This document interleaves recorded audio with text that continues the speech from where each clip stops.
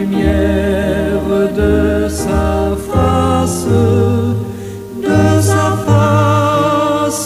sur toi, use de grâce envers toi et te donne la paix, et te donne la paix.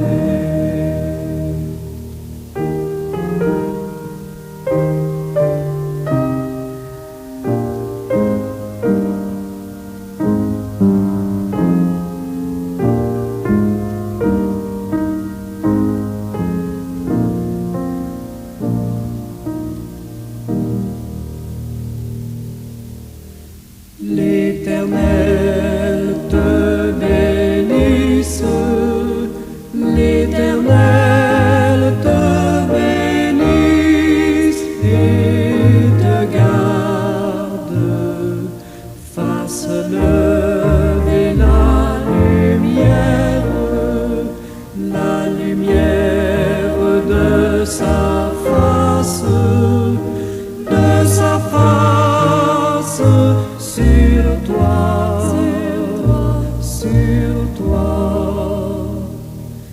use de grâce envers toi et te donne la paix, et te donne la paix.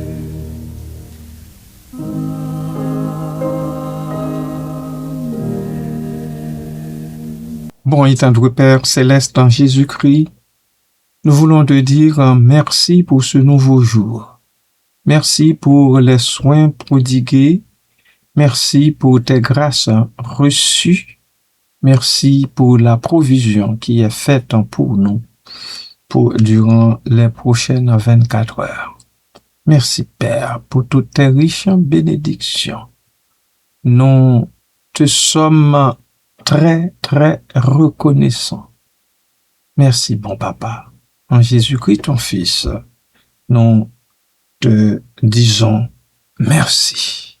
Merci pour tout. À toujours et à perpétuité. Amen. Bien-aimés de Dieu et amis à l'écoute, bon matin, bonjour. Nous allons nous pencher sur ce verset que nous trouvons en Ecclésiaste chapitre 7, verset 16.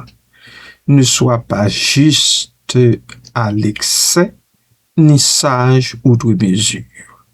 Pourquoi te rendrais-tu stupide?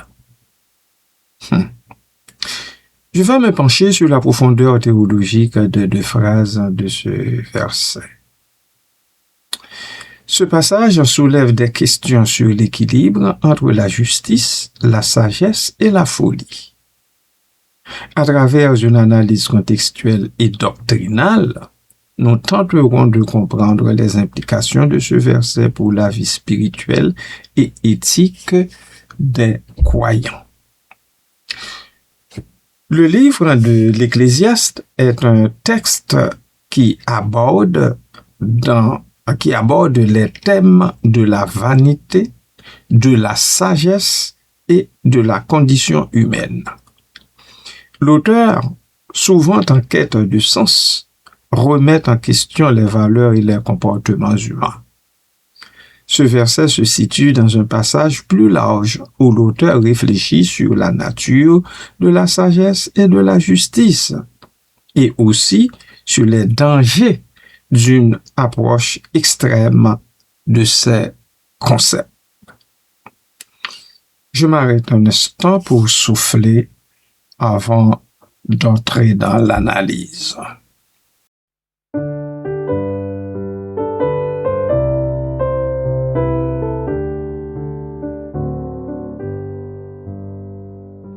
Jésus-Christ est ma sagesse, il éclaire mon chemin, et je marche en ma faiblesse, conduit par sa sûre main. Il éclaire mon chemin. Il éclaire mon chemin. Et je marche en ma faiblesse, conduit par sa sûre main.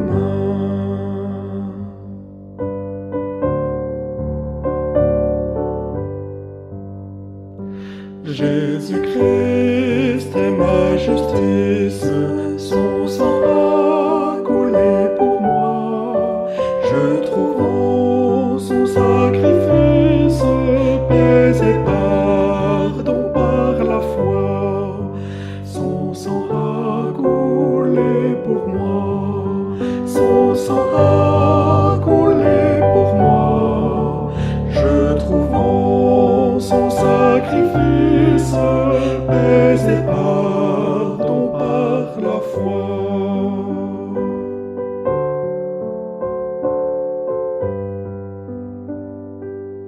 Jésus-Christ me sanctifie, au divin s'est attaché. Je reçois de lui la vie qui m'affranchit du péché. À toi Jésus attaché, à toi Jésus attaché, je reçois de toi la vie qui m'affranchit du péché.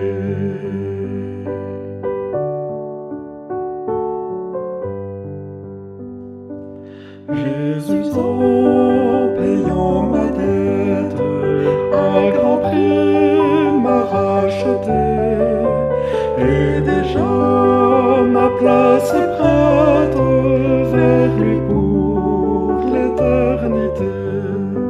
Jésus, tu m'as racheté, Jésus, tu m'as racheté, et déjà ma place est prête vers toi pour l'éternité.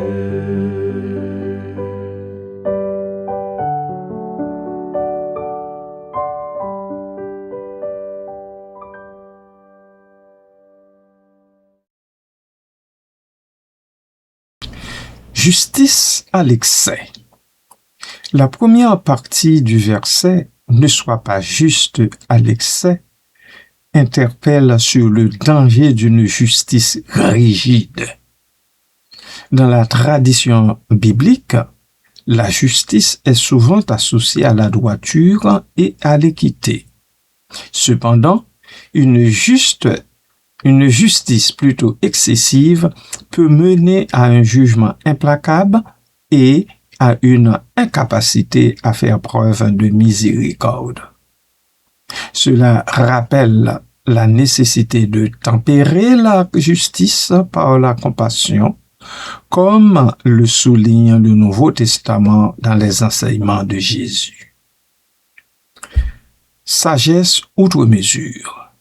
La seconde partie, ni sage outre mesure, met en lumière le risque de l'intellectualisme excessif. La sagesse est valorisée dans la Bible, mais une sagesse qui se détourne de la simplicité et de la foi peut devenir une source de fierté et d'isolement. L'apôtre Paul, dans ses lettres, met souvent en garde contre la sagesse du monde qui peut éloigner de la vérité divine. La question finale, pourquoi te rendrais-tu stupide? Elle sert de mise en garde. Elle suggère que l'excès, qu'il soit dans la justice ou la sagesse, peut mener à une forme de folie. C'est très important ce qui est dit ici. L'excès, qu'il soit dans la justice ou la sagesse, peut mener à une forme de folie. Cela nous rappelle que la quête de la perfection humaine, qu'elle soit morale ou intellectuelle, peut nous éloigner de notre dépendance à Dieu. Il faut donc garder l'équilibre. Il faut être équilibré en tout ce que nous faisons. Enfants du Seigneur. Amen.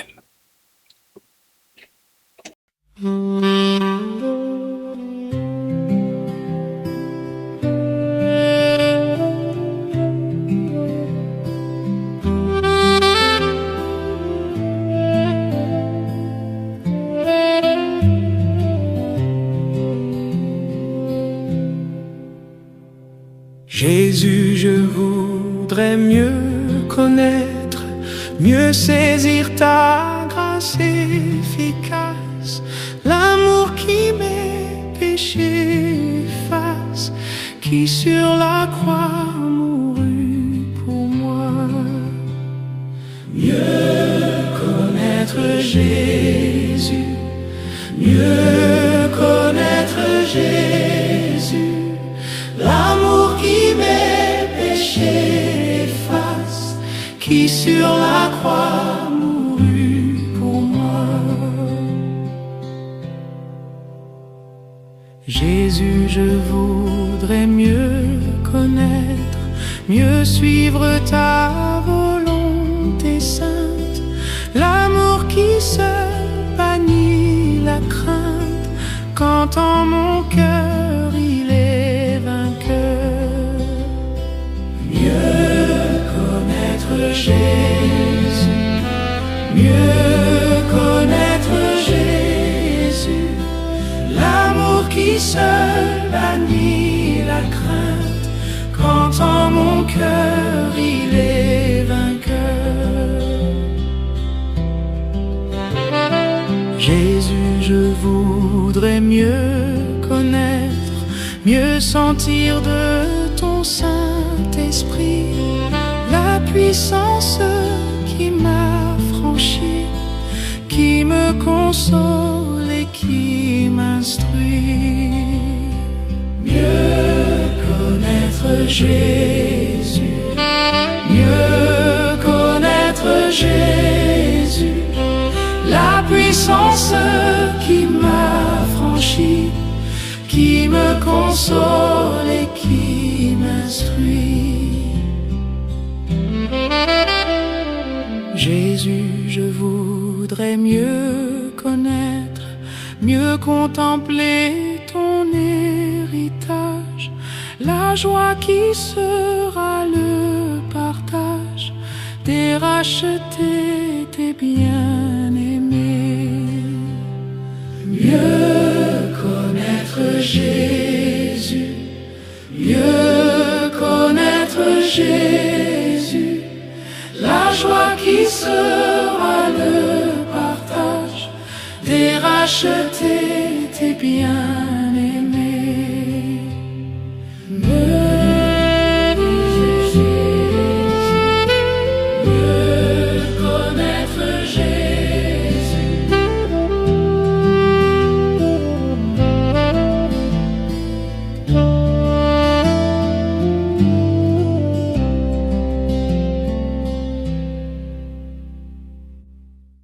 Oui, il est toujours mieux de te connaître, toi, Seigneur Jésus. Merci Seigneur. Implication théologique. Ce verset souligne l'importance de l'équilibre dans la vie chrétienne. La justice et la miséricorde ne sont pas opposées, mais doivent coexister. Au psaume 85, verset 10, il est dit: « La miséricorde et la vérité se rencontrent. La justice et la paix s'embrassent. » Cela nous enseigne que la véritable justice est celle qui est tempérée par l'amour et la compassion. La sagesse divine. La sagesse, selon la Bible, est un don de Dieu. Proverbe 2:6 déclare: « Car c'est l'Éternel qui donne la sagesse. De sa bouche sortent la connaissance et l'intelligence. » Ainsi, La sagesse humaine, lorsqu'elle est détachée de la révélation divine, peut mener à l'illusion et à la vanité. L'apôtre Jacques nous rappelle que la sagesse d'en haut est d'abord pure, pacifique, modérée et pleine de miséricorde. Jacques chapitre 3, verset 17. La folie de l'excès. La notion de folie dans ce verset peut être comprise comme une mise en garde contre l'orgueil et l'autosuffisance. L'excès, qu'il soit moral ou intellectuel, peut nous conduire à ignorer notre besoin de Dieu. Dans Proverbe 3:7, il est écrit « Ne sois pas sage à tes propres yeux.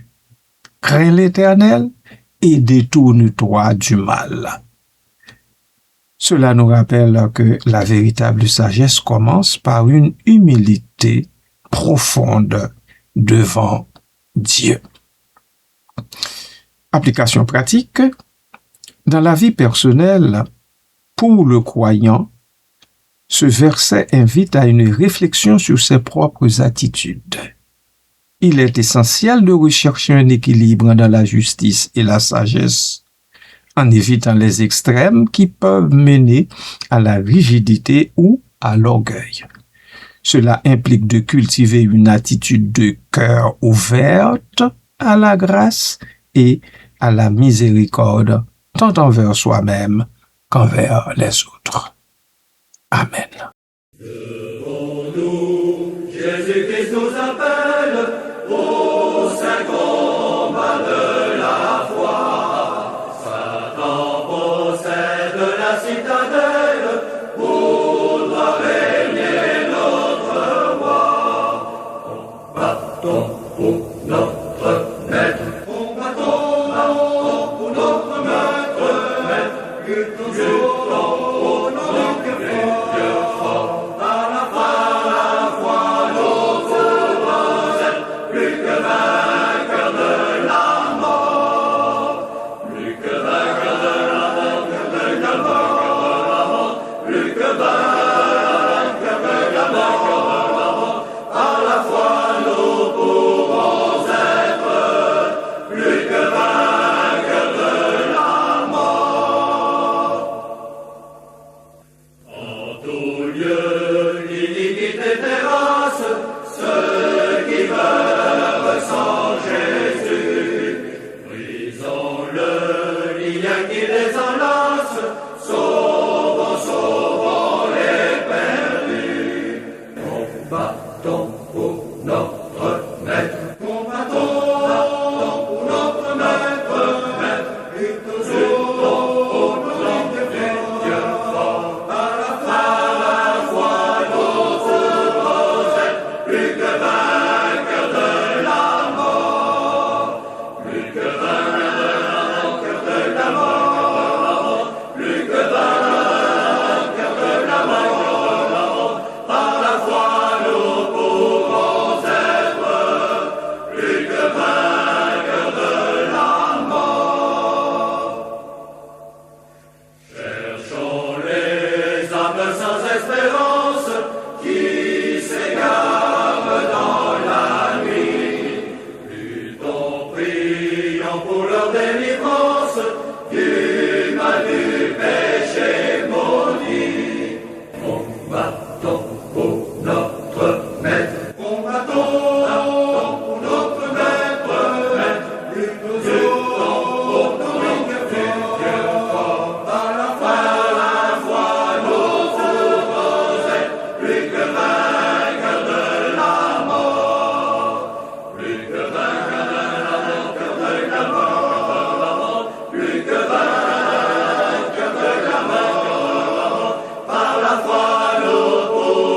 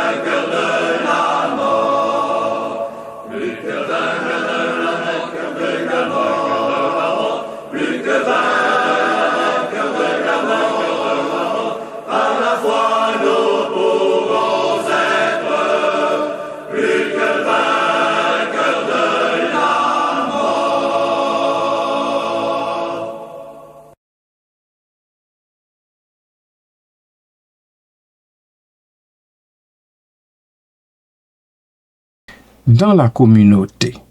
Au sein de la communauté chrétienne, ce verset appelle à une pratique de la justice qui soit empreinte de compassion. Les décisions doivent être prises avec sagesse, mais aussi avec un souci de l'amour et de la réconciliation. Cela peut se traduire par des actions concrètes telles que le soutien aux plus vulnérables et la promotion de la paix. Dans la relation avec Dieu, ce verset nous rappelle l'importance de notre relation avec Dieu. La recherche de la justice et de la sagesse doivent toujours être ancrées dans une dépendance à Dieu. La prière, l'étude des Saintes Écritures et la communion avec les autres croyants sont des moyens par lesquels nous pouvons grandir dans une compréhension équilibrée de ces concepts. Bien-aimés de Dieu et amis, le verset ne soit pas juste à l'excès ni sage outre mesure. Pourquoi te rendrais-tu stupide? Nous invite à une réflexion profonde sur la nature de la justice et de la sagesse. En cherchant un équilibre entre ces deux vertus, nous sommes appelés à vivre une foi authentique, ancrée dans la grâce de Dieu. Ce passage nous rappelle que la véritable sagesse et la justice ne se trouvent pas dans l'excès, mais dans une relation humble et dépendante de notre Créateur béni. Amen. Prions le Seigneur. Ô Dieu, source de toute sagesse, nous te prions de nous garder des extrêmes. Préserve-nous d'une justice si rigide qu'elle en deviendrait cruauté, et d'une sagesse si haute qu'elle nous détacherait de nos frères. Ne permets pas que notre souci du droit étouffe la miséricorde, Seigneur. Oh non, Seigneur, ni que notre intelligence nous rende fiers et inaccessibles. Donne-nous un cœur assez large pour comprendre les faiblesses humaines et un esprit suffisamment clair pour discerner le vrai sans condamner l'erreur. Apprends-nous la juste mesure, car c'est dans l'équilibre que réside la paix, la joie et la tranquillité d'esprit. Merci Seigneur de répondre à nos cris. Dans le nom de Jésus. Amen.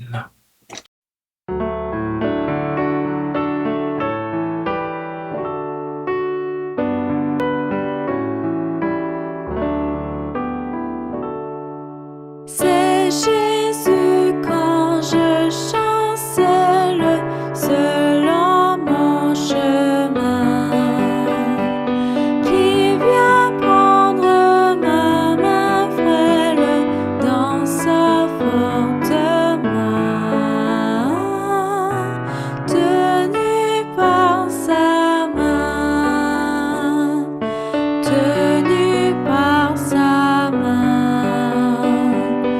Oui, je suis quand je